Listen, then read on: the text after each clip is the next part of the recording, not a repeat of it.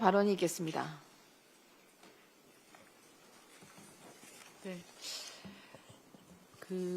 언론 보도에 의하면 윤석열 전 대통령과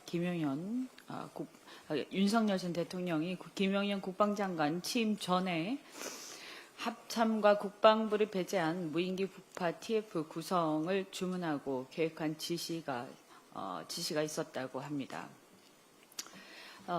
또한 김용현은 장관 취임 후에 합참 작전본부에 무인기 북파 계획을 전파하고 본격 작전을 실행한 의혹이 드러나고 있습니다.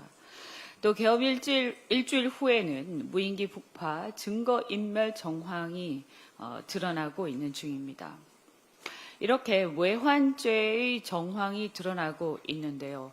이 외환죄는 지금 현재 드러나고 있는 내란도 심각한데 어의를 상실하게 합니다. 이것이 사실이라면 국가와 국민을 보호해야 할 자, 그리고 그 측근 세력들이 권력을 유지하기 위해서 국가와 국민의 안전 보장을 팔아넘긴 셈입니다.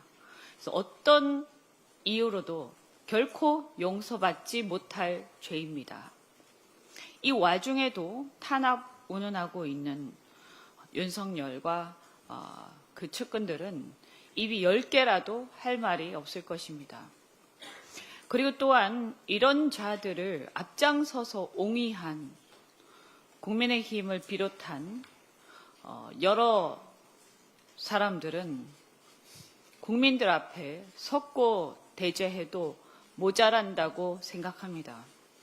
나중에 또 이어서 말씀드리겠지만 과연 이들이 통합의 대상이 될 수 있는가 묻지 않을 수 없습니다. 이어서 바로 말씀을 드리면 이재명 정부 인선 관련해서 국민의 관심이 높고 일부 인사에 대해서 우려도 제기되고 있는 게 사실입니다. 인수위 없이 출범하다 보니 인사검증 시스템 등 국민적 기대에 미치지 못한 부분이 있다면 여당 지도부로서 송구하다는 말씀을 드립니다. 차제 인사검증 시스템을 좀 더 정비할 필요가 있다 이렇게 생각이 됩니다.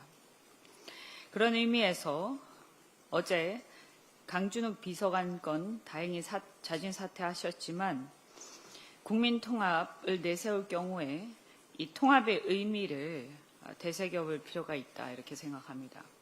통합의 대상, 특히 고위공직자 인사에서 통합의 기준을 명확히 할 필요가 있습니다.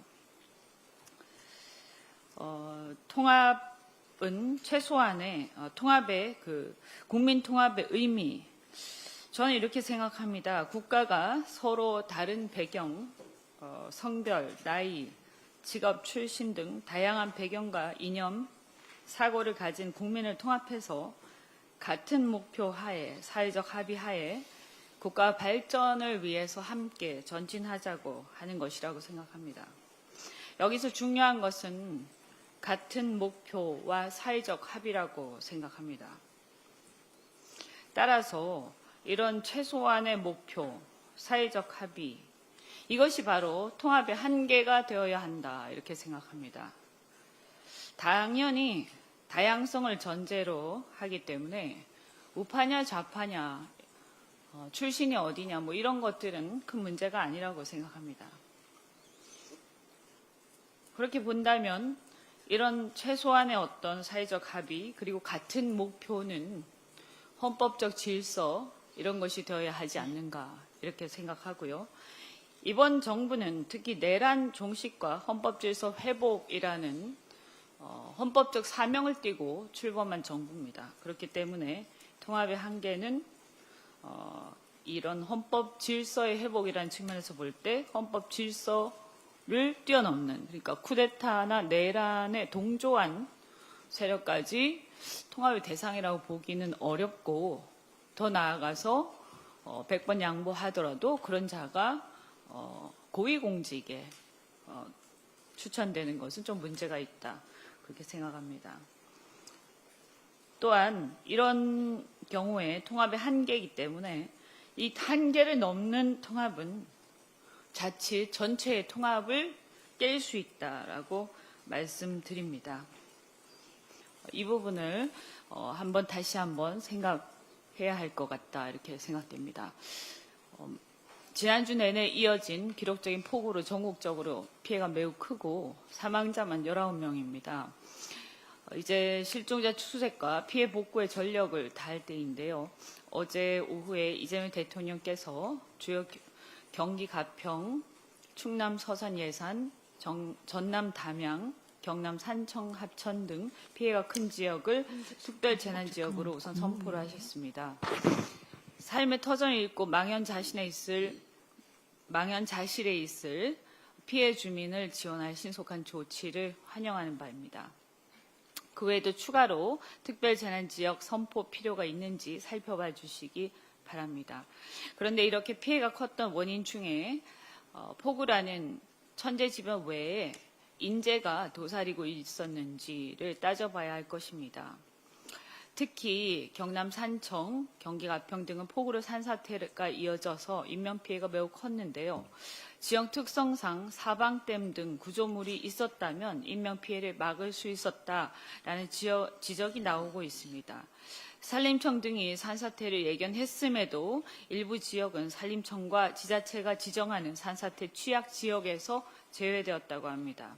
산사태 취약지역으로 관리되던 곳 중에서도 사방댐을 비롯한 산사태 대비 조치가 없었던 곳도 있었다고 합니다. 고가도로 옹벽 붕괴로 1명이 숨진 경기 오산 지역도 역시 마찬가지입니다. 또한 캠핑 도중에 떠내려가서 숨지거나 실종된 분들의 경우에도 재난관리 당국의 피난 경고 등이 충분했는지, 왜 매년 같은 일이 발생하는지도 살펴봐야 할 것입니다. 재난복구 예산 편성 및 예비비 집행에 있어서 시설 수리 등 인프라 조성을 우선적으로 지원해야 하는데 그 지적이 작년에도 있었는데 집행되지 않고 있다가 올해 같은 수해를 입고 피해가 발생했다면 왜 이것이 집행되지 않았는지 살펴보고 책임을 물어야 한다고 생각합니다. 이재명 대통령께서 AI를 활용한 종합적 재해 대응 시스템을 주문한 만큼 예견된 재해 재난 사전 대비 및 자동 경보 및 대피 시스템을 잘 구축해서 인명 피해를 꼭 막아야 할 것이라고 생각합니다. 잘 부탁드립니다. 이상입니다. 마지막